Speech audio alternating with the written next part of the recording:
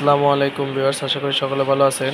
আজকে আমি একটি আপনার সোলারের কন্ট্রোলার এবং কি এমপিপিটি যে কন্ট্রোলারগুলো আছে সেগুলো নিয়ে হাজির হলাম। আপনারা অনেকে কমেন্ট করে বলছেন যে এটার ভিতরে কি থাকে, এমপিপিটির ভিতরে আসলে কিভাবে এটা কাজ করে, এটা আপনারা অনেকেই দেখার ইচ্ছুক এবং কি আগ্রহী ছিলেন। দেখতে পাচ্ছেন আমরা এখানে স্ক্রিনের সামনে একটি এমপিপিটি সোলারের কন্ট্রোলার একটি নিয়েছি এবং কি এটার ব্যাকপার্টটা আমি খুলে রেখেছি।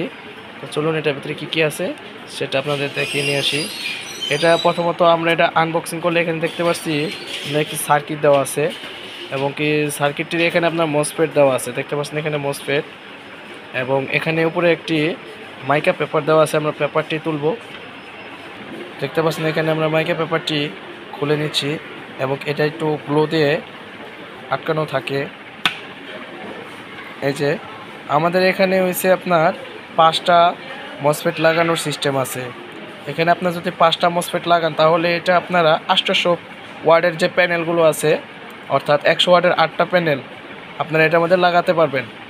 বর্তমান যে আপনার 3টা মসফেট দেওয়া আছে এটা আপনারা 520 ওয়াট লোড অনায়াসে দিতে পারবেন এটার মধ্যে। এটা 12 বল এবং কি 24 বল উভয় পক্ষে এটা কাজ করবে। এই যে এখানে দেখতে পাচ্ছেন এটা কন্ট্রোলারটা, যে এখানে আমাদের 3205 যে মসফেটটা আছে ওই মসফেট হিসাবে এখানে চার্জিংয়ের জন্য আপনার হচ্ছে এগুলো মসফেটগুলো ব্যবহার করা হয়েছে, যাতে আপনার সোলারের থেকে কোনো অ্যাম্পিয়ার যাতে লস না করে, যে কারণে আপনার 3205 মসফেট দিয়ে এটা এখানে আপনার হচ্ছে চার্জিংয়ের জন্য লাগানো হয়েছে। এখন আমরা সার্কিটটা আনবক্সিং করে এখান থেকে খুলে আপনাদের অপর প্রান্ত দেখাচ্ছি। আমরা দেখতে পাচ্ছেন এখান থেকে নাটটি খুলে ফেলেছি। এখন আমরা সার্কিটটি দেখতে পাচ্ছেন এখান থেকে বের করে নিলাম। এখানে আমাদের সিম্পল দিয়ে বানানো হয়েছে, এটা ছোট অ্যাসেম্বলি পাস দিয়ে বানানো হয়েছে। এখানে একটি ডিসপ্লে আছে, এলসিডি ডিসপ্লে।